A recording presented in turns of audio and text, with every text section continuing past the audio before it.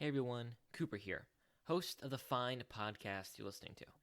I just want to let you know that the episode you clicked on has a format that is very heavily inspired by a podcast called The Booking It.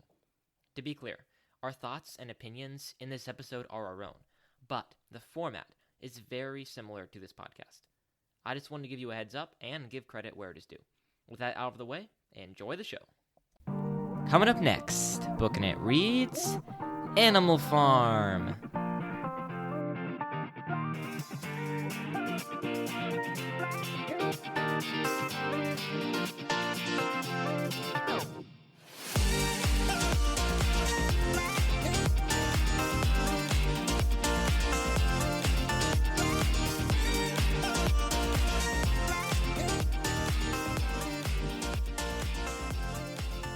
Hey everyone, and welcome back to Booking It. I'm, of course, your humble and eloquent host, Mr. Cooper Cobbs, and joining me today is my very good friend, Mr. Tanner Lewis. Howdy, folks. Yes, sir. Matthew's not here, so Tanner can take the howdy without any contest whatsoever. But we're here. We're glad to be here. We're getting ready for summer. We're having a lot of fun. We're going to talk about Animal Farm. But before we talk about Animal Farm, which is very fun, which you recommend, I want to talk about what summer's going to look like for both podcasts, Booking It and for the screening. So by the time this episode comes out, coming out with it should be a bonus episode over on the screening about the Batman. And I did that with my friend from Speech and Debate, Quinn. And Lord willing, and if Quinn is available, it seems like for the screening over the summer, every once in a while, me and Quinn or me and one of the other guys, if we have time and depending on what our schedules looks like, we'll record an episode and post it. But there's not going to be really a consistent schedule for either of these podcasts really over the summer. We have plans kind of through the end of May, and then from there it's just kind of whenever our schedules are aligning and things like that. Before Booking It, if you are a patron, then you know that me and Tanner have posted some things about what we're going to be reading over the summer. And so Tanner, why don't you tell them what you're going to be reading over the summer real fast?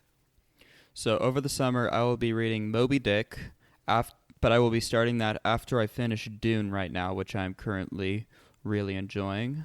Yeah. And then I'm going to post another poll after I finish Moby Dick, see how much time we have left in the summer. That's right.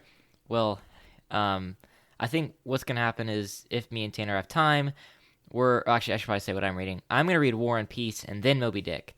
And that's all I have planned because I don't know how long this is going to take. But hey, there are a lot of books in the world, and these are the ones worth reading, so I'm going to try and read them. But all I have to say, last year we did summer short stories. We did a bunch of short stories. We recorded episodes on them. We posted them. This year we're going to be just doing some summer reading stuff. So me and Tanner will be posting episodes on War and Peace, on Moby Dick. Maybe me and Tanner will do one on Dune or something like that.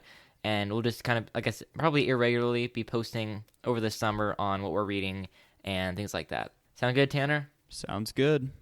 All right. Well, that out of the way, let's talk about Animal Farm. Let's do some baggage. So, obviously, listener, if it's your first time here on the podcast, we do what's called baggage. We tell our history with the said book of discussion, or in other words, what baggage we brought to the podcast. So, Tanner, what baggage did you bring to Animal Farm? Absolutely nothing. We had this for school, and I read it, and I enjoyed it. And oh my gosh, really? You had nothing with George Orwell, nothing with communism, nothing with anything else?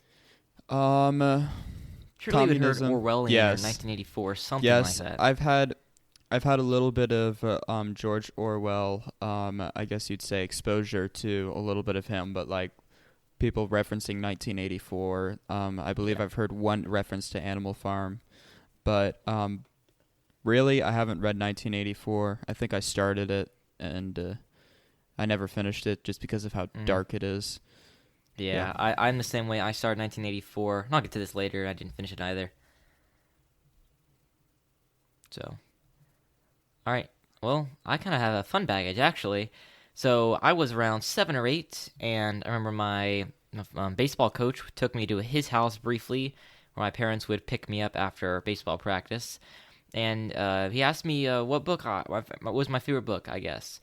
And me being polite said, oh, my favorite book is this crappy book called The Neptune Project. This is older me inserting the crappy part in, obviously, when I was younger, I thought it was the best book in the world, but now I don't think so. And Tanner can attest, it's not the best book. Anyway. It's terrible. I never even read the third book. Yeah, that'd be actually kind of fun to talk about later. Bad books that we thought were great as kids. That'd be a really fun episode to do. Anyway, I'll just say, I said my favorite book, and then me being a gentleman, I asked my baseball coach, "Hey, what's your favorite book?" And my baseball coach wasn't a huge reader. He said, I hardly ever read any books at all. But one time when I was forced to read a book for school, I actually enjoyed it. And he said that book was Animal Farm. And me, I think I kind of laughed. I was like, Animal Farm? It sounded like this lame version of Charlotte's Web or something like that. Where like there's this farm and these animals do things. And then he's like, no, actually it's like a really cool thing. And it's like a parable about communism or something. Then this just got funnier and funnier. And I thought it was just going to be this dull book, or I thought it was nonfiction or something. I don't know. I'll have to say, my baseball coach didn't like reading at all, really loved Animal Farm, and I was kind of put off by it.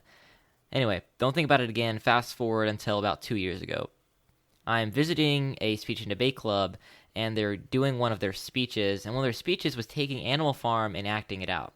So two people, one of my best friends, older brother, and his friend were acting it out, and it is hilarious. It is an awesome speech, and actually, I think I might post that on Patreon, because I have it. I have a video of it, and I'll post it, because it's pretty awesome, pretty fun. Anyway, all to say, that really got me thinking, maybe I need to read Animal Farm, because that was really fun. Baseball coach recommended it. Might as well give it a try. So over COVID, I got it on Kindle and read it, and absolutely loved it. I thought it was great, and I had to read it again for school.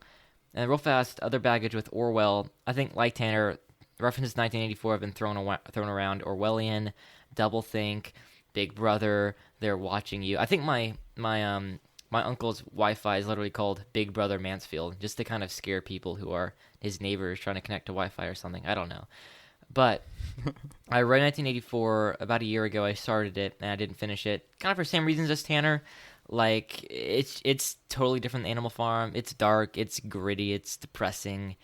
And there's some other stuff in there that I don't think I wanted to read. So, I didn't finish it, but I like Animal Farm just fine, and I appreciate what 1984 has done for literature and for predicting the future, essentially. So, all right, well, that's my baggage, Tanner.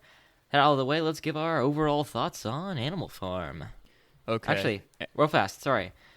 Before, I want to give a little bit of just context on Orwell. So we've talked about this before, Tanner, but Orwell is it's kind of hard because people like flaunt this around, but he was later in his life, a socialist Democrat or something like that. So I don't know, like how should that affect someone's reading of Animal Farm, Tanner?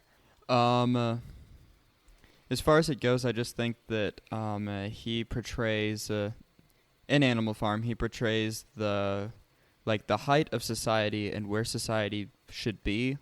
He portrayed it as socialism, basically, right? When they were doling everything out, I guess, and then when everything went downhill, it turned into communism, and nowhere was there any show of what capitalism looks like in the Animal Farm.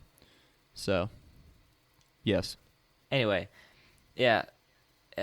There's a difference, though. I wanna make some space.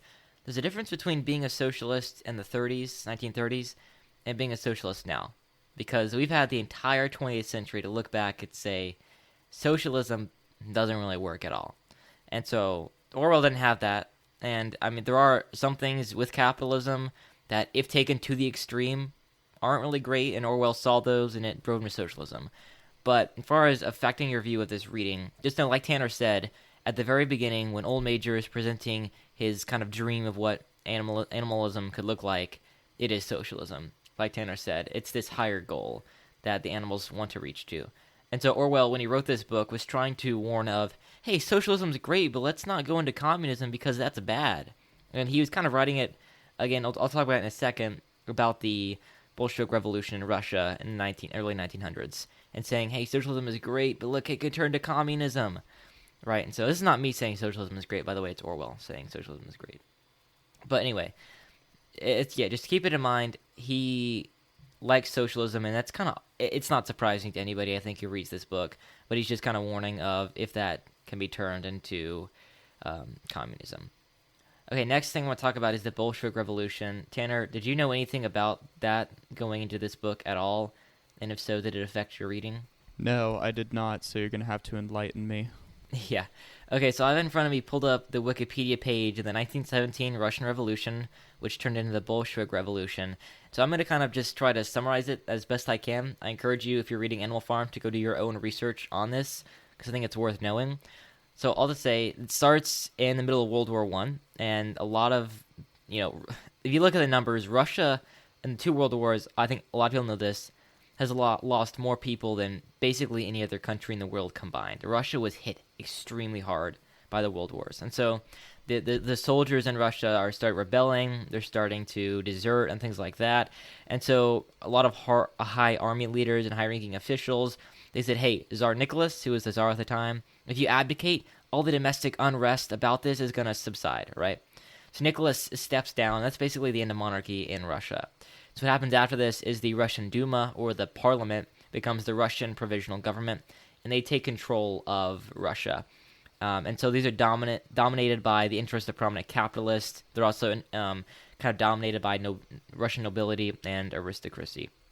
So after this, to kind of counteract that, a bunch of grassroots community assemblies called the Soviets formed. So led by soldiers and urban proletariats as rural farmers. So these are kind of counteracting the new government that was formed. So essentially, this period is now the period in Animal Farm where manor has been overthrown and the animals are being happy. So it appears like the animals, although they were kind of happy here, wasn't really a happy time here because it was kind of political turmoil. At any rate, the Soviets, it kind of culminates, and eventually they just kind of take over and they kick out the Russian provisional government, and they form the Russian Soviet Federative Socialist Republic, which again turns into the USSR. So essentially, the Tsar steps down, this new government comes up, but then all of the again, it's communism, right? All the people who are lower down the society overturn them, create their own socialist government, which again becomes communist later on. And so they had this ideal, hey, the Tsar stepped down, yay, and then it's overturned and communism takes over and everybody is sad and things like that.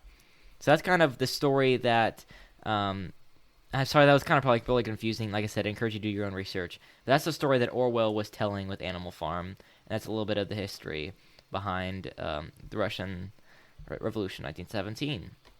Okay. That all the way. Tanner, give me your thoughts on One Animal Farm by Mr. George Orwell. Okay, so overall, I think that the book is extremely good. It's one of my favorite books that I've read this year. And I enjoyed it because, unlike 1984, it was not really dark. If anything, it was lighthearted and stupid as far as the actual content of the writing goes. And but as far as like the underlying moral and what George Orwell was trying to get across, I really enjoyed it just because he portrayed such a true reality. And in class, we were able to identify a lot of the truly applicable things that were in the book. Yeah, I think it's interesting, the dichotomy between Animal Farm and 1984, because like you said, in many ways, Animal Farm is 100% the more enjoyable novel, or it's not novella, and I think that makes for almost a more successful parable of communism and the failures of communism, whereas 1984, it's 1984 is extremely successful. Obviously, Orwell predicted the future on so many different levels, and predicted it in such a way to where people who are doing the exact same thing as the bad government was doing in 1984 have to like rename something, right? Because nobody's going to call their Ministry of Truth, right? They're going to call it the Disinformation Governance Board. But Orwell predicted the future so well in 1984. But at the same time, like we referenced, we stopped reading it because it was hard to read. It was dense. It was depressing. It wasn't really fun to read. And here's Animal Farm, something that's like really great. It's really fun to read, and it does the exact same thing and shows the overturning of a good government to communism. It tells the entire story of communism from start to finish and how it fails very effectively. So yeah, I think in that sense, enormously successful. Anything to say overall in like the big picture thoughts, Tanner? Not anything else I can think of. All right. Well, I want to divide this episode up in our discussion into two parts. First, the book itself as just a piece of literature, as a creative work, and as a story. And then secondly, as a parable of communism, and as actually the representation of communism, what it's trying to say about communism. So let's divide that up. Let's talk about the actual story first. So we kind of referenced this earlier. I mean, just like as a story, as a novella, what did you think about it in terms of that light?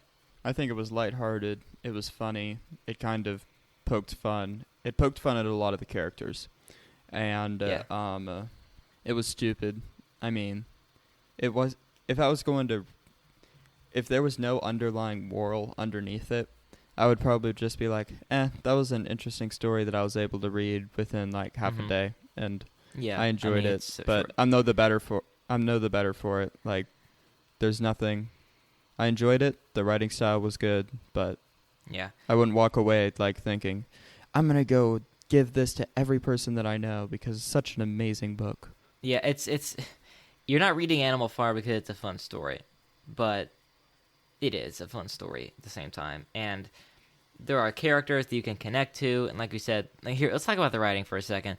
I would compare this book in a little way to Charlotte's Web because, number one, it's a farm, but number two, it's written in the same simple, clear, easy-to-read style that E.B. White writes in.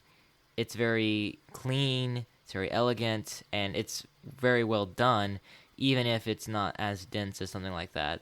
So Animal Farm could be read by a 10-year-old with ease if you wanted them to read this book, whereas 1984 is really only an adult book in that sense. But as a piece of writing, I think it's pretty good. Pretty good. What do you say about Orwell's writing? I agree. I definitely felt that it had that Charlotte, like when you were talking about how it, you compared it to Charlotte's Web and E.B. White, and I would agree that like that definitely, it was clear, it was concise.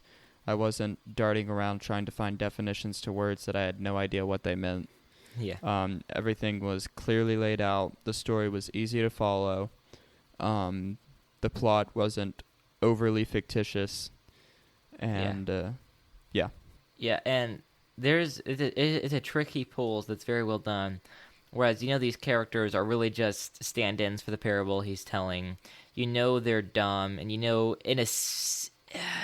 I was going to say in a sense they deserve their fate, but that's not true. But they are just kind of walking into the trap that Napoleon had laid to where they would become his serfs once again. But you feel emotion when Boxer it gets carted off. You feel emotion when this animal dies, that animal dies. You kind of get in a certain sense connected to the animals of the farm, even if they're going to die and the end of the story. Like you do feel a little bit sad what happens, right? Yes, I would agree. Yeah, I mean, I remember the first time I read the book, I was really devastated when Boxer died, honestly. Like, he was one of my favorite characters. Whatever he was going to do, he was going to do his best to help his friends and the farm. He was going to work so hard. Then, the mill fell down. He rebuilt it again. And after all that, he's pushing himself, and he falls down, and he just gets carted away and dies. And I thought that was really sad.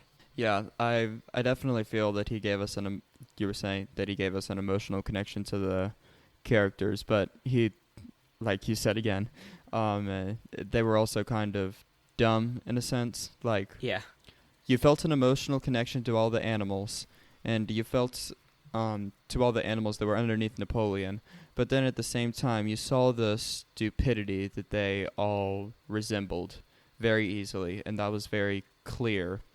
Whereas you also saw how much you hated Napoleon and how much you disliked his conceited and very deceptive methods.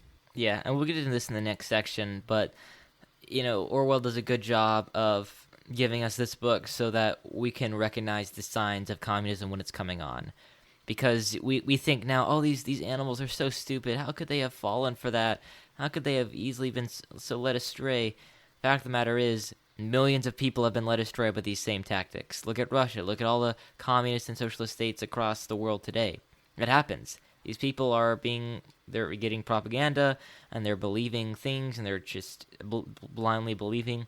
Right? Take Boxer. Even though I love him so much, his maxim is Napoleon is always right. He thinks Napoleon. He's blinded by the fact that he thinks Napoleon is always right. He thinks Napoleon is going to do whatever it takes to support the revolution, to bring animalism to its fullest, and then so he's kind of blinded by the fact that Napoleon is going behind his back and doing all these terrible things. Not going behind his back, but Napoleon is lying to them and doing all these terrible things and leading them astray. And it's good because it's so easy to do it, even though it may not seem like it, because Squealer is such an effective propagandist, and because these people, he really has their trust, even though he doesn't deserve it, that he can really lead them along. So even though they may seem dumb, he over-exaggerates it so that we can easily identify when it happens in the future, Yes. I definitely agree with the over-exaggeration part.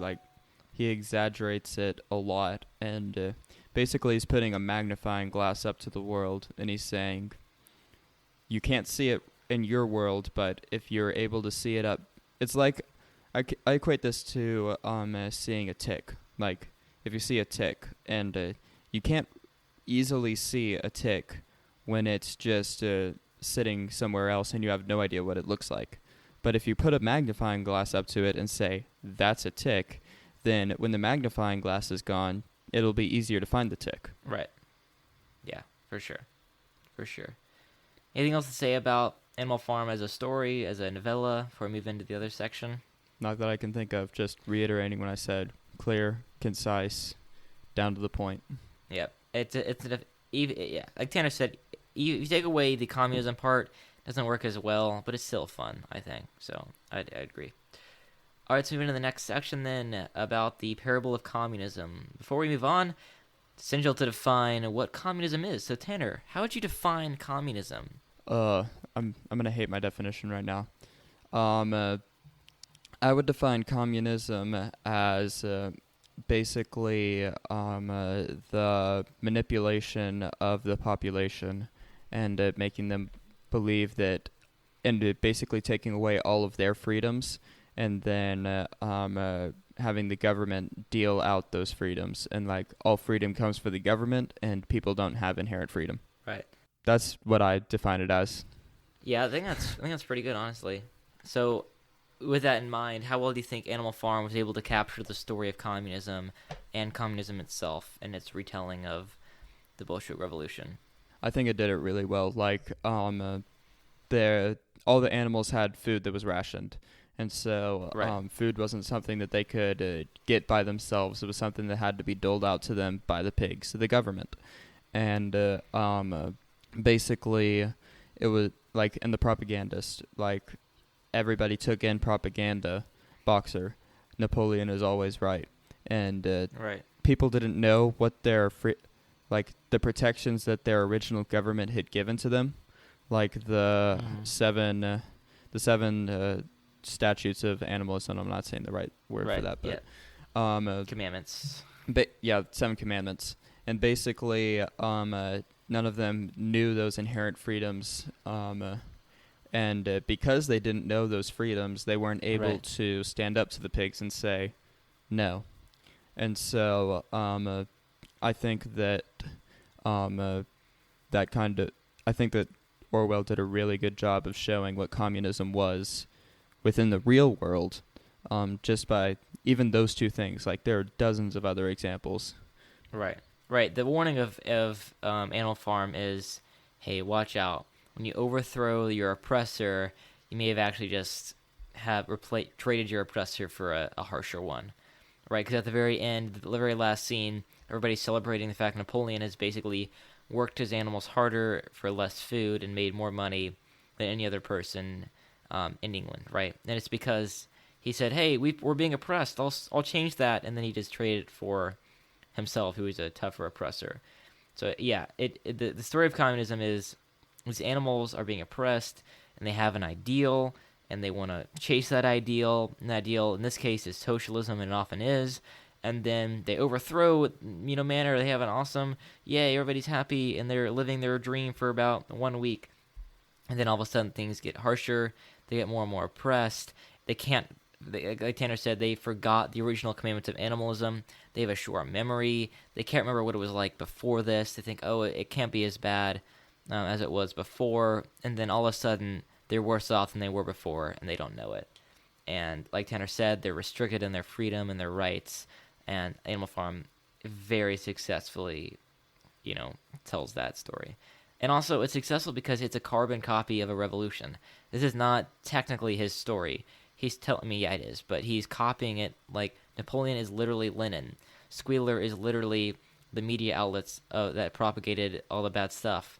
Then the Brute Squad is the dogs. And then, Snowball is the disgraced leader of the opposition. And then Manor is the old czar, right? Like, he's literally taking real-life characters and making them animals in his story, and then telling it. And so, obviously, it's just a reflection of that and a sad drama about it. So, for sure. So the essay question that we were asked for our school, well, I thought was actually kind of a fun question. It's something like, what is the most dangerous person in a political revolution, and what character do they represent in Animal Farm? I don't know if you, like I need to find the exact wording, but you want to talk about that for a minute? Sure. I know my answer to the question. I barely did the answer. I barely did the essay. And I was behind on other things, mostly science. But basically, I said that the propagandist or the spreader of propaganda is the single most dangerous person within a political revolution, because that propagandist is basically the link between what the leader wants the people to know and what the people know. And so that propagandist is basically that one single link, and if it wasn't there, then the government would have a really hard time controlling the people. And Right. it would, in a political revolution, at least, that we're seeing, media outlets and propaganda are one of the most dangerous things that can happen, because media, like we've seen this today, like media outlets sway the entire the entirety of the population wherever they want them to go. Like, media controls the world. And to kind of put it into like a modern example, right now, obviously, Russia is invading Ukraine, and Putin's support in this war is overwhelmingly favored in Russia. The thing is, those numbers aren't made up. Those are real numbers. People actually support Putin in this war. Why do you think that is? It's because the media outlets are so effective. Like, I've seen it. I do extemporaneous speaking for speech and debate. I do a lot of research on politics and current events. The media is so effective, the propagandists in Russia are so effective, they can make a extremely convincing case. If you don't watch any other news, you don't do any other searching, if you live in Russia, you can be a smart person, a very smart person. Hear the thing that the Russian propaganda outlets are telling you, and just believe it, because it can be convincing. They can dig up this dirt that may be real on Ukraine, present it, and say Putin is completely justified in invading Ukraine, when in reality, he's not. The fact of the matter is, the people are so influenced by these outlets that they're willing to believe it anyway. So for sure. Sorry, I kind of cut you off. Did you want to finish your thought? Yeah, so basically, my entire premise of the essay, I'm not going to post it on Patreon. Sorry, guys, but it's just too bad. I hate it too much. But basically, this propagandist can, like, the propaganda, like the media outlets and propaganda that they spread, basically controls everything that the population thinks. And they can sway the people towards communism. They can sway them towards socialism. They can sway them towards capitalism. They could sway them to wanting to go renegade, and not do any of those three things. And so, like, all of that is why I answered what I did. Yeah, that's really good. I definitely was propagandist. I want to go with something more unique. So I said that the most dangerous role was the hardworking serf who just blindly follows. So in this case, represents boxer. And he blindly believes whatever is told. He works really hard and does everything, but it's for no end because he's just supporting bad guys. Boxer works really hard to build a mill twice, and then he's just supporting Napoleon. He's blindly following. And the fact of the matter is, it's the most dangerous role because if that role doesn't exist, the revolution doesn't exist. Because if the serfs rise up, they can't be oppressed anymore, and they just keep working harder and harder for Napoleon. When in reality, if they wanted to do what is right, they would have just done and overthrown him, basically. So I said it's the most dangerous because it does the most damage to the serfs because they're just working for their oppressor, as well as just blindly following him around. So that's what I said. But I think both of them are, good answers. Well, looks like we're coming to a close. You want to do your final thoughts and kind of recap what we said for us, Tanner, by Animal Farm? Yeah, so my final thoughts about Animal Farm were like how applicable it is and how prophetic Orwell was about it. Like everything that he portrayed has definitely happened or will happen or definitely foreseeable. And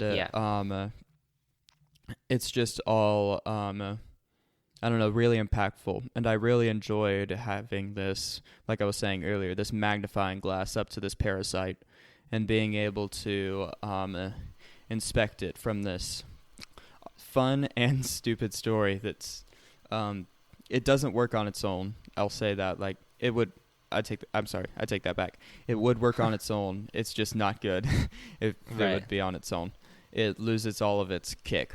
It's just I think that Animal Farm is a wake-up call to all of us. Like, I think my biggest takeaway from this book was needing to know the truth and know what my rights are and be able to protect those. Know what the Constitution says, know what our founding documents say, and be able to hold true to those. And so those are my overall thoughts. For sure. All right, well, do you want to do some donor shout-outs now? You want to tell people where they would go if they want a donor shout-out? Yes. So if you wanted a donor shout-out, you would go to patreon.com/bookinit, and you would just subscribe to any of our $5 and up tiers. That's correct. Let's do some donor shout-outs. So, let's see, what do we want to do? I say the donor, and then what do you want to say? Let's see how many characters I can go through before I run out. That might be a little bit hard with this list, but let's see. It might, but I'll give it to you. All right. Nana. Boxer. Venezuela. Napoleon. Isaiah's grandparents, Mike and Sylvia. Squealer. Mr. Mike and Miss Laura. Snowball. Isaiah's Uncle Sebby. What's that horse's name? The one that likes the bows. Oh, Molly. And Jenny and Uncle Sam. The salty old goat. Moses. Benjamin. Yeah, that's the name, right? That was the donkey. Hey, Benjamin. Oh, Benjamin. Yes, that's right. Zara. I'm running out. The dogs. Oh, Moses the raven. Oh, yes, the raven. Ooh, Moses Anna. the raven. Anna. Let's go with. What's the other? What's the other like cart horse? The actual good cart horse at the very end. Oh, I don't remember. I don't have the book in front of me. That's my problem. That's why I'm having trouble Clover. with the names. Clover. Yes, Clover. Emily. The sheep. All right, Becky. There are other categories other than animals as well. Oh, right, there were. I don't remember their names. Manor. Frederick. All right, and last but not least, Lizzie. What's the farm owner's name? The original Manor. name? Manor Farm. Manor. Oh, right. Manor. All right. That concludes rough. donor shoutouts. Thanks for listening, guys. Make sure you guys support us. The link that Tanner said. We really appreciate anything you guys can give us. If you can't donate for whatever reason, please leave a 5-star rating and review. Tell your friends about the show. Really appreciate that. We've been seeing a lot of people listening recently. I know that's because people are sharing the podcast, so really appreciate that. Make sure you do that. And also make sure you tune in next time. I think we're going to be talking about N.D. Wilson, which is going to be a lot of fun. I think we have a lot to say about him. But until then, keep on booking it.